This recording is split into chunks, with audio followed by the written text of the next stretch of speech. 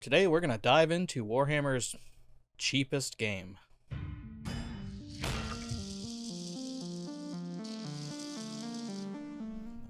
Hello and welcome back to Miniatures Rundown. Today we are taking a look at Warhammer Underworlds. It's a game that we kind of all recently decided to give another shot. I haven't played it in 9 months. That was our last video. And is that when this came out and you and I played on camera? Yeah. Card, by the way. Yeah. Up in the corner. We did give it a try, and it was really fun. Mm-hmm. And I haven't had much experience with it before that, other than they have the coolest models ever. They do save some of their best models for Underworlds and Warcry previously. Yeah. Whoever's on the sculpting team for them, A+. Mm-hmm. But this isn't going to be so much a how to play or learn to play or anything like that. This is going to be kind of a how to get into the game. We recently did one on Necromunda, showing off the various different starter boxes and stuff like that. So we figured since we're getting into Warhammer Underworlds that we'd give this one a shot as well. This one, I will tell you, requires a lot less stuff. Yeah. It's honestly, I think a bit more difficult to get into than Necromunda, but also way easier at the same time. Interesting. For the same exact reason. Interesting. But anyway, what is Warhammer Underworlds? It is a skirmish game in the most basic of definitions, but it's also kind of like a board game, and it's also like a card game. It's like a super hybrid. Yeah. This is the game that you start playing to get your friends and trick them into playing other miniatures games, while also being a good game at the same time. It's true. I did get my wife to play this at one point. Oh yeah. But yeah, it's like a board game because there's no terrain or anything like that. You just have a hex board, and that is it, and then some little tokens to kind of signify where I forget what they're called. Basically where obstacles are and stuff like that. The stagger terrain and the objectives. Terrain, yeah, that's it. And the objectives and whatnot. And that's it. So it's kind of like board game. And then your miniatures, of course. But then it's a card game because then you also play with a Rivals deck, which is 2 decks of cards. You've got your power cards and your objective cards. Rivals deck. Yeah. And your power cards are kind of abilities and stuff like that. Your objective cards are how you score your points in the game. And then it is a skirmish game or tabletop war game because it still uses the miniatures we all know and love. But anyway, why it's easy to get into it. This is all you need. That is all you need. This box for $100 gives you literally everything you need for 2 players to play. Yes, which is really valuable because other games that we've talked about before have starter boxes and stuff like that. But if you've watched our Necromunda one, you'll know that it's not always a full version of the game. Right. This isn't a starter. This isn't a dip your toes into. This is literally, if you like the teams in here and the decks of cards, if they're your play style, you can play a full game with this box. Exactly. Whereas Kill Team starter set, you get 2 full teams, but the terrain in it's the weird MDF L-shaped terrain that they don't have the Vantage terrain. They watered down the rules. And don't even get me started on the Age of Sigmar and Warhammer 40k introductory sets, which is they've kind of fallen out of favor because they kind of know that they're not introductory sets. Yeah. But this truly is. It is, if you're gonna play one of these teams, it is perfect. Yeah. So anyway, what comes in the box is the 2 full teams. You've got your Stormcast Eternals versus your Skaven. It has all of the rules you need to play the game. It has the game board. It has the required dice, which they are proprietary dice, which is one of the harder points that I'll get to later on. Yep. And then, did I already say the Rivals decks? It has the Rivals decks. It actually has 4. Yes. So it has more than you need to play, which also brings us into the other format, Nemesis, which is it more popular or less popular, would you say? From what my small amount of research, I think it is more popular just because there's more expression in it. Okay. But it is perfectly fine to play either way. Yeah. I plan on playing with just the Rivals decks for a little bit. Same. But yeah, it has 4 of those.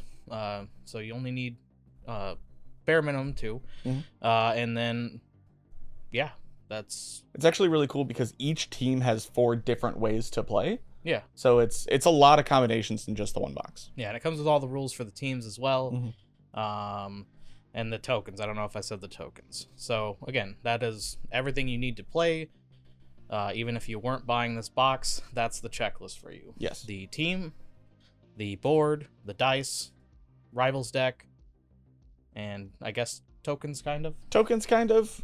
Tokens are not exactly required, as long as you know what you're doing. Like, I'm thinking 40k, like, this means I ran, or this means blah, blah, blah. Like, they're just to represent the things that your models have on them, or, like, how you scored. So it's not 100% required, but it is nice. Yeah, and then just measure or mark where the objectives are and stuff. Yeah, like that. yeah, I would yeah. say those ones are probably required. And then you need your rules, but luckily those are free online. So the core rules that are in here, they don't sell them separately. But yeah. They're not required because you can find them elsewhere. They're just online. You can find them elsewhere from GW. From GW, yeah. You don't even have to go to the any of those sites. The dark web. But other than that, yeah, that's what comes in the box. That's what you need to play. So this is where it comes down to why it might be one of the harder games to get into. If you don't like Skaven and you don't like Stormcast, and these 4 rivals decks in this are just completely opposite of whatever playstyle you have, this box isn't ideal, right? It's not, unfortunately. So just buy all the stuff separately, right? Right? You can't. You can't. You need this box to play. You need this box to play, whether you want the teams or not, whether you want the rivals decks or not. We don't like talking about the secondary market because depending on where you're from, that could be really up or down, easier or harder to get, or just downright impossible. But in the past couple of years, Warhammer Underworlds has kind of narrowed down their retail presence on both their site and especially third-party retailers through them. You used to be able to buy boards. You used to be able to buy separate sets of dice. They even had like the nice acrylic tokens that you could put on stuff. They don't sell that anymore. All of it's gone. All of it's gone. This is the only place to get the dice. This is the only place to get the boards, and it's been out for 9 months. And it's been out for 10 months. 10 months. I think we were a little late to the draw with it. So yeah, that's like, if you don't like these teams, you still have to buy the $100 starter set. Yep. Starter set. And because the dice and the boards are technically per person, if you want to play just like you and your buddy playing, that's fine. This will have everything you need to play. But if you're gonna go to like events, you need all of it. Yeah. Even if you don't play these teams, you need all of the dice. You need both boards. You need all the tokens. Like, it's really frustrating because you can't like go, hey, you have an extra set of boards. Nobody has an extra set of boards. If they're playing the game, right, they want the boards. Their board.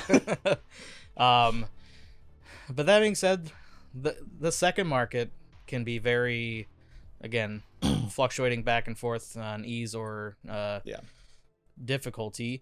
But even then, breaking it down, say you absolutely refuse to buy this box, you'll need a team box. That's going to be about $44. I think this is all pre-October. Prices are changing soon. Updating. But yeah, that's about $44.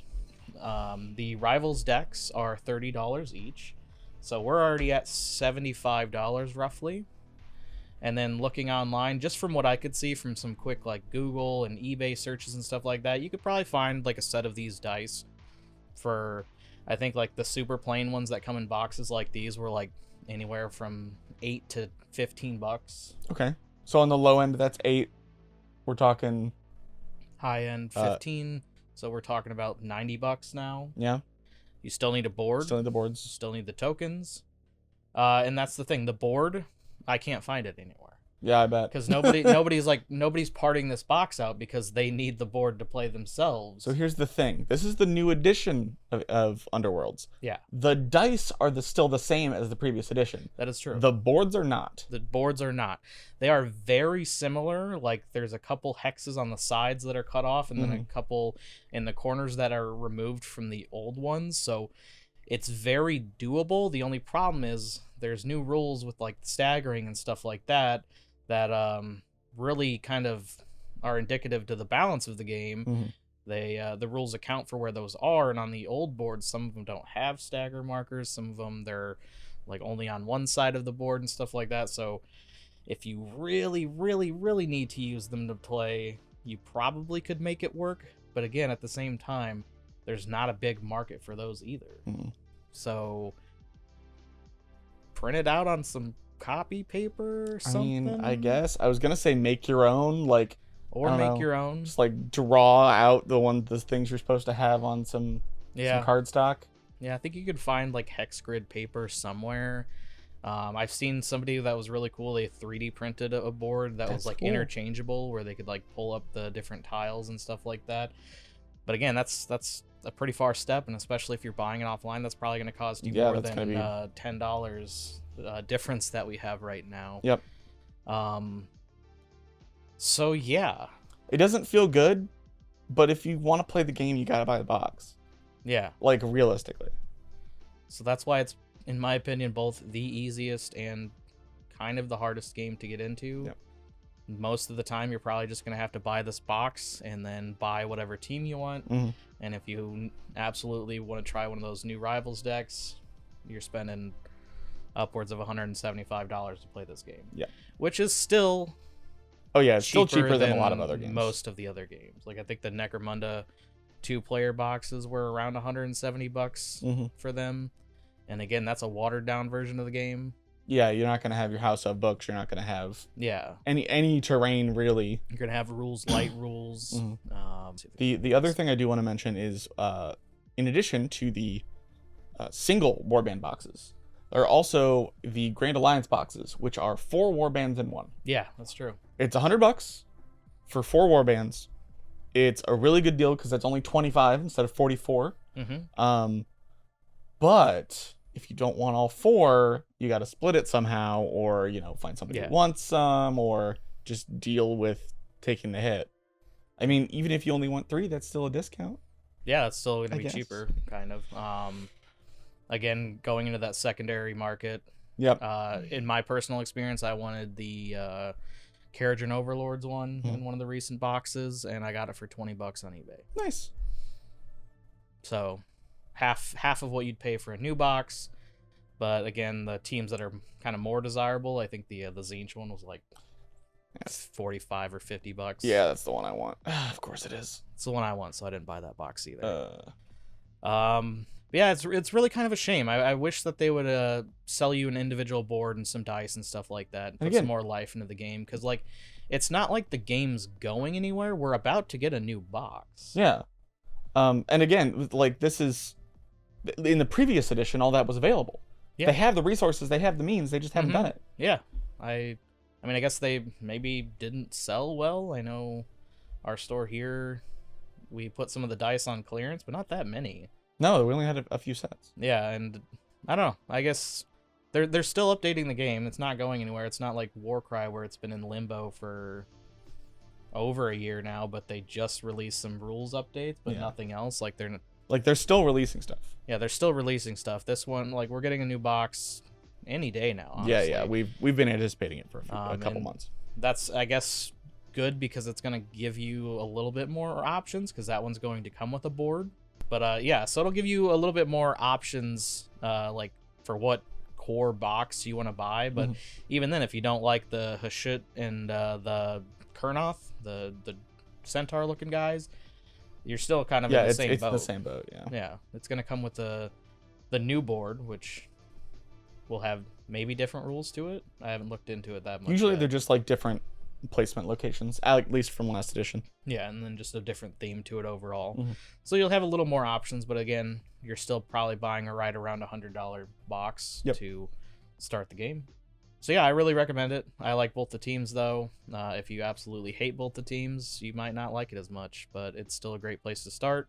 Buy the box, sell off the 2 teams, and use that to buy the team you want, maybe. That's fair. But anyway, like I said, we're looking to get into Warhammer Underworlds, so stay tuned for some more of those videos. I got my Jaws of Itzel painted up, and I don't remember the team that you had. There's Sepulchral Guard. Sepulchral Guard. So look out for some of those videos coming in the future. And then all the YouTube pleasantries, likes, comments, and subscribes. We have a new Discord server. It'll be linked in the description below. We just kind of outgrew our old Discord because all of our channels are kind of getting to where they have their own identities. There's nothing wrong with the Board Game Guys. If you're still in that Discord, stick around. We'll be hanging out there as well. But yeah, for now we have our own. But anyway, until next time. Bye.